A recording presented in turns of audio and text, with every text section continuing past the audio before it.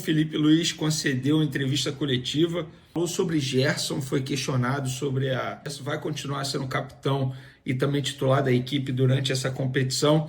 Tem também jogador do Zenit falando que Gerson entrou em contato com ele para perguntar sobre o Zenit, ou seja, com esse provável time do Flamengo para estrear na Copa do Mundo de Clubes. Isso tudo e muito mais no vídeo de agora, mas antes gostaria de pedir para você se inscrever no canal, soltar o dedo no like, ativar a notificação e também compartilhar esse vídeo com os amigos, com as amigas. Ó, galera, eu vou começar o nosso vídeo aqui de informação falando sobre o Esperance, que é um clube gigante no futebol africano, tá? Tem 34 títulos nacionais, 4 Champions da África, a última em 2019, e o Esperance se classificou para o Super Mundial, para a Copa do Mundo de Clubes, via ranking, superando clubes como Al Ahly e Wydad, também do Marrocos. E eles utilizam muito o esquema tático de 4-2-3-1, que teoricamente é um jogo que tem muita triangulação no ataque. Para mim, os destaques do setor ofensivo, Ian Sassi,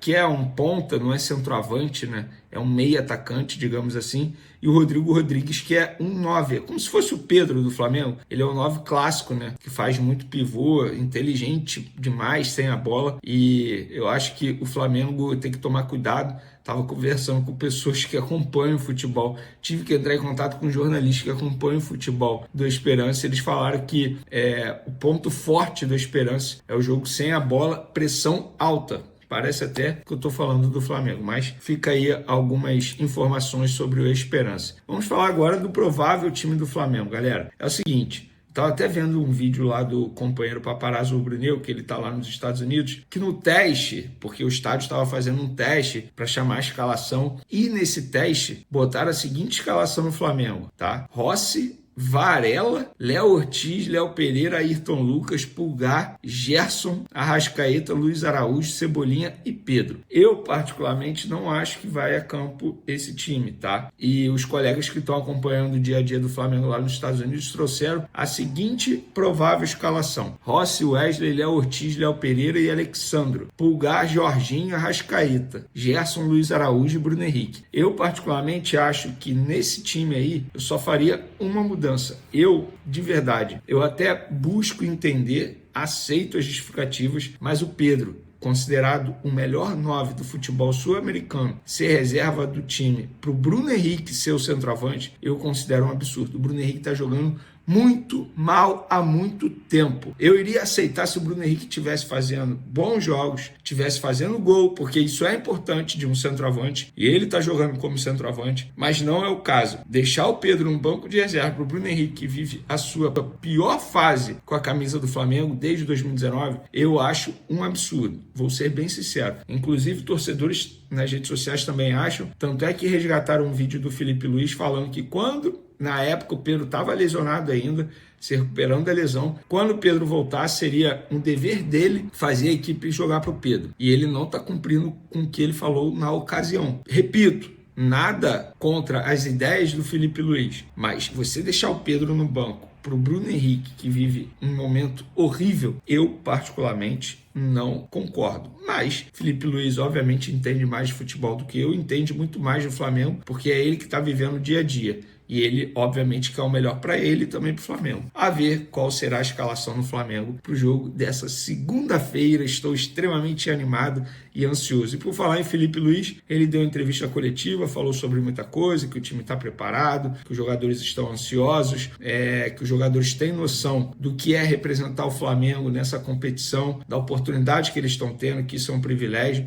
E falou também sobre os jogadores lesionados. Ele falou que todos os jogadores estão à disposição, à exceção do Nico, que é o De La Cruz, que eu falei aqui para vocês lá na sexta, no sábado, que não iria para esse jogo, está sendo preparado para o jogo contra o Chelsea no próximo dia 20, sexta-feira que vem. Então, todos à disposição, inclusive o Alexandro, que chegou a ficar fora de 2 treinos lá nos Estados Unidos por controle de carga. Outro ponto importante da entrevista coletiva foi quando ele foi questionado sobre o Gerson, se o Gerson continuaria sendo capitão, como é que está essa situação envolvendo o atual camisa 8 do Flamengo, e ele falou o seguinte, tá? Gerson é jogador do Flamengo, até o momento nada diz o contrário. É líder dos companheiros, foi e é muito importante para nós. Só posso dizer isso, nada mudou, absolutamente nada mudou. Tudo que aconteceu é parte externa, ele continua sendo o mesmo jogador. Conversei com ele de forma privada, como disse o Boto, até que aconteça alguma coisa diferente do que aconteceu até agora, que foi absolutamente nada. Como clube, até agora não aconteceu nenhum movimento que nos possa realizar algo de alguma maneira. Bom, obviamente não aconteceu nada porque a gente já falou que a multa rescisória será paga após a participação do Gerson na Copa do Mundo de Clubes,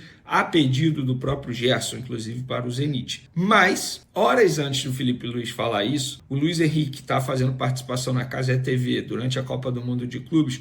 Luiz Henrique, aquele que jogou pelo Botafogo, campeão da Libertadores e que foi para o Zenit, ele, durante essa participação lá na Cazé TV, ele foi questionado sobre o Gerson, sobre a situação do Gerson, e ele revelou, cara, entre aspas, entregou o Gerson, disse que o Gerson entrou em contato com ele para perguntar sobre o Zenit, abre aspas para Luiz Henrique. Ele chegou a me perguntar como é o clube lá, eu falei para ele que tem uma estrutura excelente, ele me mandou mensagem, perguntei como é o clube, eu passei tudo para ele, que me agradeceu. Luiz Henrique, não sei se de maneira inocente ou não, mas na boa, Luiz Henrique entregou o Gerson aqui, porque se o Gerson... Gente, na boa, isso aí é batom na cueca, né? Pelo amor de Deus. O Gerson entrar em contato com o Luiz Henrique para perguntar como é o time, por que será, gente? Ele já aceitou a proposta, já disse sim ao Zenit, é tudo que a gente já contou aqui. Só que o Zenit só vai pagar a multa rescisória após a Copa do Mundo de Clubes e, repito, a pedido do próprio Gerson. E outra, não vou ficar aqui massacrando o jogador, não vou ficar aqui, o absurdo ele entrar em campo, beleza, ele é jogador do Flamengo ainda.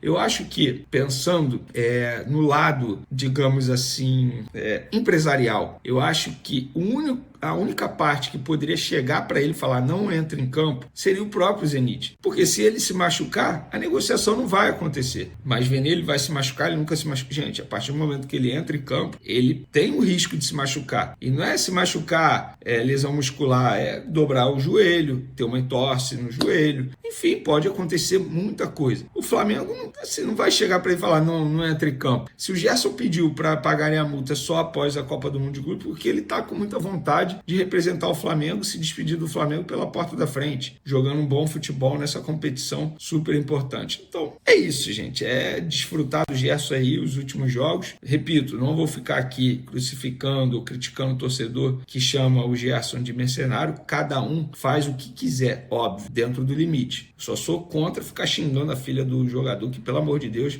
a criança não tem culpa de absolutamente nada. Dito isso, beijo para vocês, ótimo dia, ansiedade batendo firme nessa estreia do Flamengo aí, diante do Esperance nessa segunda-feira. Tamo junto, galera. Fui! Na véspera de uma das competições mais importantes da temporada, a Copa do Mundo de Clubes, o Flamengo tenta blindar o ambiente, mas o nome de Gerson volta a ocupar os holofotes. E não é para menos. Com o meio-campista já tendo aceitado a proposta do Zenit, as atenções se voltaram para a posição oficial do clube, principalmente do técnico Felipe Luiz. Em entrevista coletiva, o comandante foi direto e claro: Gerson continua sendo o capitão do Flamengo. Com postura firme e tom de confiança, Felipe revelou que teve uma conversa particular com o camisa 8 e que, mesmo com os rumores, nada mudou. Segundo ele, Gerson segue sendo líder dentro do elenco, respeitado por todos e fundamental na preparação para a estreia contra o Esperance. Até que alguma coisa aconteça, o que temos é o Gerson 100% comprometido com o Flamengo, disse Felipe. A fala caiu como um alívio para os torcedores que já se preparam emocionalmente para uma possível despedida.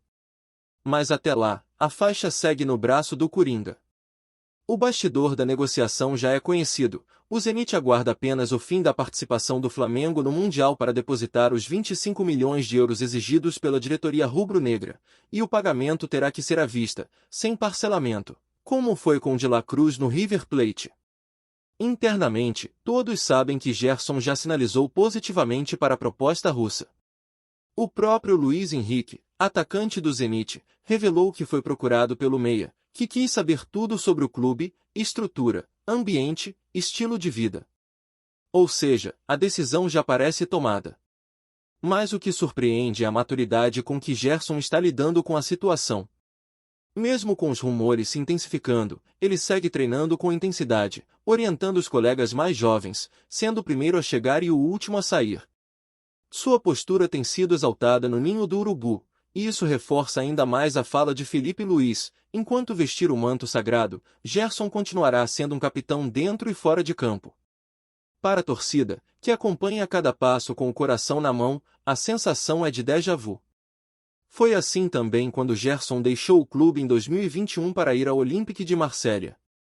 Mas o que diferencia esse momento é a conexão ainda mais profunda criada desde sua volta em 2023. O camisa 8, apelidado de Coringa, não é só um meio-campista técnico. Ele representa entrega, raça, liderança e identidade com a camisa rubro-negra. Ver seu nome envolvido em uma possível despedida às vésperas de um torneio internacional, em que o Flamengo sonha alto, é como viver um misto de ansiedade e saudade antecipada. E ainda assim, o discurso de que nada mudou ganha força. Gerson está ali, pronto para dar a vida em campo, mesmo sabendo que pode estar jogando seus últimos minutos com o clube que ele escolheu amar. A pergunta que fica no ar é: como será a despedida, se ela acontecer? Com taça na mão? Com gol em jogo decisivo? Ou apenas com aplausos sinceros da nação? Independentemente do que o futuro reserva, a relação entre Gerson e Flamengo já está consolidada na história. Felipe Luiz, que vive seu primeiro grande desafio como treinador, mostra sabedoria ao manter o grupo coeso e focado. A declaração pública de que Gerson ainda é o capitão serve para proteger o elenco, reforçar a hierarquia e, principalmente, mostrar que ninguém está acima do coletivo. O Flamengo entra em campo no dia 13 de junho contra o Esperance, e depois encara o Chelsea, numa possível batalha épica, dia 20. O rubro-negro quer mais do que nunca levantar a taça da Copa do Mundo de Clubes e colocar seu nome entre os gigantes do futebol mundial. E se essa for a última missão de Gerson com o manto sagrado, que seja com garra, como sempre foi. A nação vai apoiar até o fim, porque entende que jogadores passam, mas o amor pelo Flamengo é eterno. E enquanto ele estiver ali, com a faixa no braço e o escudo no peito, Gerson será, acima de tudo, o nosso capitão.